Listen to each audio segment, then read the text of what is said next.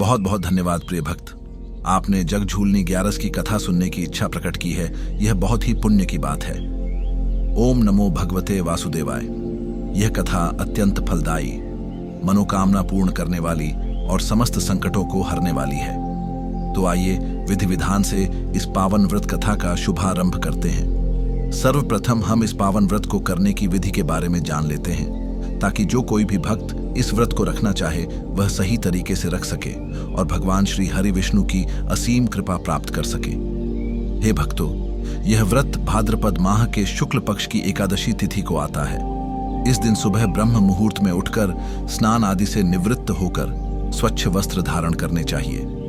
फिर घर के मंदिर या पूजा स्थल को गंगा जल से शुद्ध करके एक स्वच्छ आसन पर लाल या पीला वस्त्र बिछाएं। उस पर भगवान श्री कृष्ण की सुंदर मूर्ति या चित्र स्थापित करें। ध्यान रहे, इस दिन भगवान को झूले में विराजमान करना चाहिए, इसीलिए तो इसका नाम जग झूलनी ग्यारस पड़ा है। एक सुंदर सा झूला तैयार करें, उसे फूलों और आम के पत्तों से सजाएं। उसमें भगवान की मूर्ति को विराजमान कराएं। फिर पंचामृत से भगवान का स्नान कराएं। उन्हें वस्त्र अर्पित करें। फिर चंदन, अक्षत, फूल, तुलसी दल अर्पित करें। धूप दीप जलाकर आरती उतारें। इसके बाद भगवान के झूले को धीरे धीरे झुलाएं और मंत्रों का जाप करें या भजन कीर्तन करें। पूरा दिन उपवास रखें। निराहार रहना अति उत्तम है, लेकिन यदि कोई बुजुर्ग या रोगी है तो वह फलाहार ग्रहण कर सकता है। रात्रि में जागरण करें, भजन कीर्तन करें और भगवान के लीलाओं का स्मरण करें। अगले दिन यानी द्वादशी को सुबह फिर से पूजा अर्चना करने के बाद ब्राह्मण को भोजन कराएं और दक्षिणा दें। उसके बाद स्वयं भोजन ग्रहण करके व्रत खोलें। यह है इस व्रत की संक्षिप्त विधि। अब हम इसकी पावन कथा को सुनते हैं। कथा सुनने से पहले थोड़ा जल ग्रहण कर लें और संकल्प लें कि मैं यह कथा पूर्ण श्रद्धा के साथ सुनने जा रहा हूं। हे भक्तों, एक समय की बात है। द्वापर युग में जब भगवान श्री कृष्ण धरती पर अवतरित हुए थे, तब उन्होंने ब्रज भूमि पर अनेकों दिव्य लीलाएं की। उनकी इन्हीं लीलाओं में से एक है जग झूलनी ग्यारस की लीला। कहते हैं भादो महीने के शुक्ल पक्ष की एकादशी के दिन भगवान श्री कृष्ण ने ब्रजवासियों को यह व्रत करने की प्रेरणा दी थी। एक बार की बात है, भगवान श्री कृष्ण और बलराम जी गायों को चराते हुए वन में गए। वहां उन्होंने देखा कि कई स्त्रियां एक तालाब के किनारे बैठकर कुछ पूजा पाठ कर रही हैं और व्रत रखी हुई हैं। श्री कृष्ण ने बलराम जी से पूछा, भैया, ये सभी स्त्रियां किस लिए व्रत रखे हैं और किसकी पूजा कर रही हैं? बलराम जी ने कहा, कान्हा, ये सभी स्त्रियां जग झूलनी ग्यारस का व्रत रखी हैं। यह व्रत भगवान विष्णु को प्रसन्न करने के लिए किया जाता है। इससे सुख समृद्धि की प्राप्ति होती है और मोक्ष का मार्ग प्रशस्त होता है। यह सुनकर श्री कृष्ण मुस्कुराए और बोले, भैया, फिर तो हमें भी यह व्रत रखना चाहिए। हम भी तो भगवान विष्णु के भक्त हैं। बलराम जी ने कहा, कान्हा, तुम तो स्वयं भगवान विष्णु हो, फिर तुम अपनी ही पूजा क्यों करोगे? श्री कृष्ण ने कहा, भैया, भक्त की लीला का निर्वाह करना भी तो आवश्यक है। मैं भक्त बनकर ही इस व्रत को रखूंगा। यह कहकर श्री कृष्ण और बलराम जी ने भी उस दिन व्रत रखने का निश्चय किया। उन्होंने गायों को वन में छोड़ दिया और वापस गांव की ओर चल पड़े। रास्ते में उन्हें एक सुंदर उपवन दिखाई दिया। वहां पर एक झूला पड़ा हुआ था। श्री कृष्ण ने बलराम जी से कहा, भैया देखो, यहां तो झूला पड़ा है। चलो, हम भी भगवान विष्णु की मूर्ति स्थापित करके उन्हें झुलाएंगे और इस व्रत का पालन करेंगे। यह कहकर उन्होंने उस झूले को सजाया, फूलों से लकदक कर दिया। लेकिन समस्या यह आई कि वहां भगवान विष्णु की मूर्ति कहां से लाएं। तब श्री कृष्ण ने एक लीला रची। उन्होंने बलराम जी से कहा, भैया, आप थोड़ी देर के लिए आंखें बंद कर लो, मैं भगवान विष्णु की एक सुंदर मूर्ति लेकर आता हूं। बलराम जी ने आंखें बंद कर ली। तभी श्री कृष्ण ने अपने दिव्य रूप का प्रकटन किया और स्वयं एक सुंदर मूर्ति के रूप में झूले में विराजमान हो गए। फिर उन्होंने बलराम जी को आंखें खोलने के लिए कहा। बलराम जी ने जब आंखें खोली तो देखा कि झूले में एक अद्भुत, तेजस्वी और दिव्य मूर्ति विराजमान है। वे हैरान रह गए। उन्होंने पूछा, कान्हा, यह मूर्ति तुम कहां से लाए? श्री कृष्ण ने फिर से अपना साधारण रूप धारण कर लिया था और बलराम जी के पीछे खड़े होकर यह सब देख रहे थे। वे बोले, भैया, मैंने तो एक साधु से यह मूर्ति मांगी थी, उन्होंने दे दी।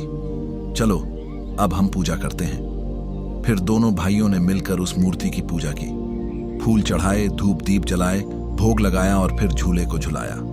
वे दोनों पूरे दिन वहीं बैठकर भगवान के नाम का जाप करते रहे और झूले को झुलाते रहे। शाम होने लगी तो बलराम जी ने कहा, कान्हा, अब हमें गांव लौट चलना चाहिए, वरना माता यशोदा और नंद बाबा चिंतित हो जाएंगे। श्री कृष्ण ने कहा, भैया, पहले हम इस मूर्ति को उसी साधु के पास वापस लौटा आएं, फिर चलेंगे।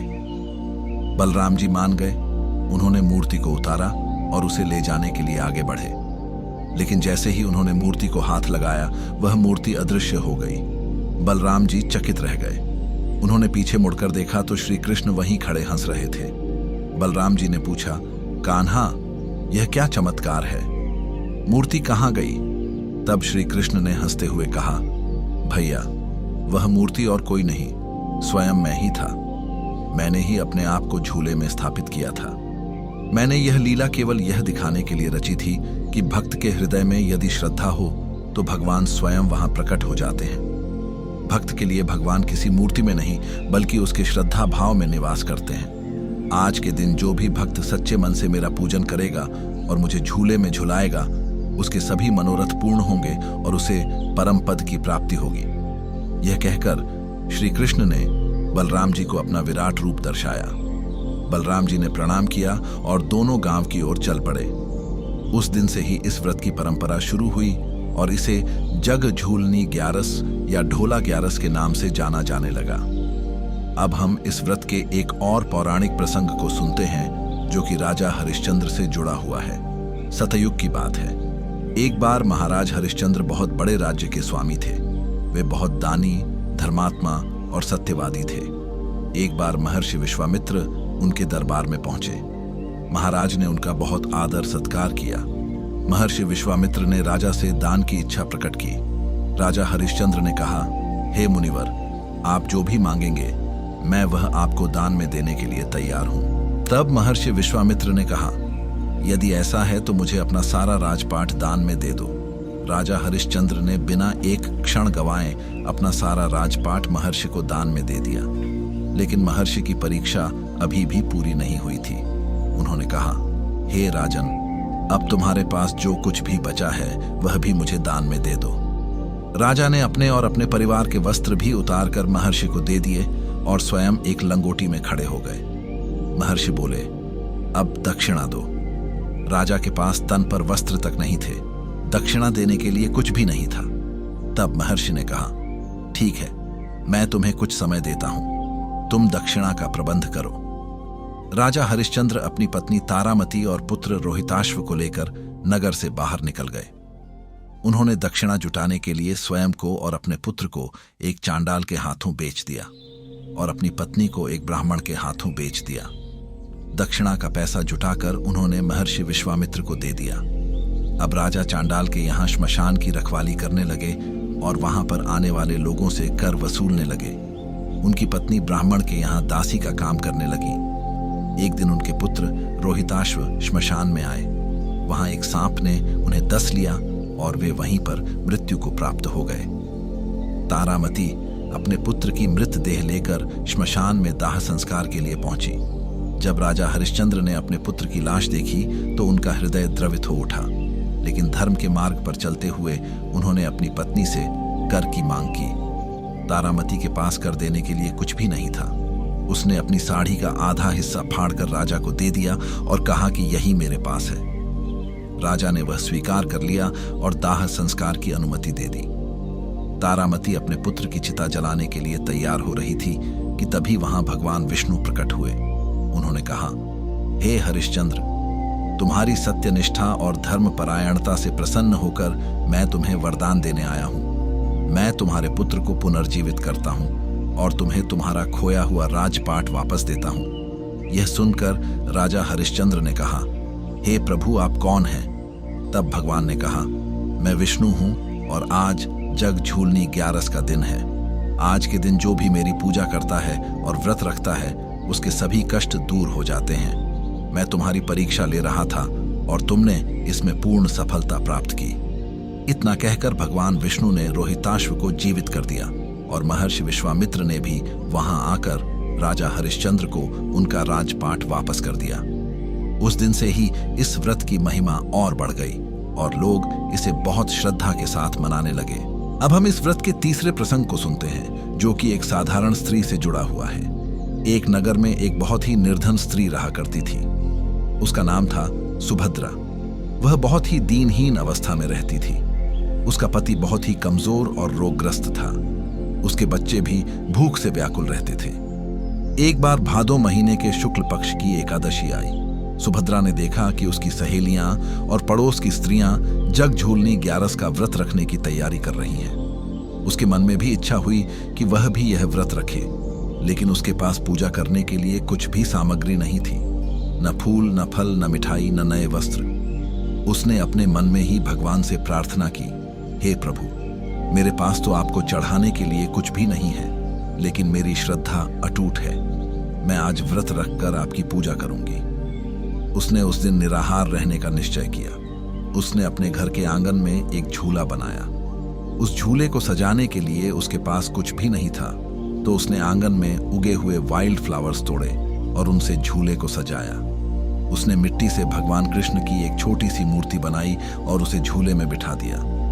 फिर उसने पानी का अर्घ्य दिया, जंगली फूल चढ़ाए और पूरे दिन भगवान का नाम जपती रही। शाम को जब वह भगवान की आरती करने लगी तो उसने देखा कि मिट्टी की वह मूर्ति चमकने लगी और उसमें से एक दिव्य प्रकाश निकलने लगा। फिर भगवान श्री कृष्ण स्वयं प्रकट हुए। उन्होंने कहा, सुभद्रा, तेरी श्रद्धा और भक्ति से मैं अत्यंत प्रसन्न हूं। मांग, तू क्या मांगती है? सुभद्रा ने कहा, प्रभु, मेरे पति रोगग्रस्त हैं, उन्हें स्वस्थ कर दो। मेरे बच्चों को भरपेट भोजन मिले। भगवान ने कहा, तथास्तु। इतना कहकर वे अंतर्ध्यान हो गए। अगले दिन जब सुभद्रा उठी तो उसने देखा कि उसका पति पूरी तरह स्वस्थ हो चुका है और घर का भंडारा अन्न से भरा हुआ है। उसकी गरीबी दूर हो गई और वह सुखपूर्वक रहने लगी। इस प्रकार जग झूलनी ग्यारस के व्रत ने एक निर्धन स्त्री का जीवन भी बदल दिया। हे भक्तों, अब हम इस व्रत के फल और लाभ के बारे में जान लेते हैं। जो भी भक्त इस व्रत को पूर्ण श्रद्धा और विधि विधान से करता है, उसके सभी मनोरथ पूर्ण होते हैं। इस व्रत के प्रभाव से घर में सुख, शांति और समृद्धि का वास होता है। कर्ज से मुक्ति मिलती है, संतान सुख की प्राप्ति होती है, विवाह में आने वाली सभी बाधाएं दूर हो जाती हैं, रोगों का नाश होता है और आयु में वृद्धि होती है। इस व्रत को करने से भगवान विष्णु की विशेष कृपा बनी रहती है और अंत में मोक्ष की प्राप्ति होती है। यह व्रत पापों का नाश करने वाला और पुण्य को बढ़ाने वाला है। इस एकादशी के व्रत का फल 1000 अश्वमेध यज्ञ के बराबर माना गया है।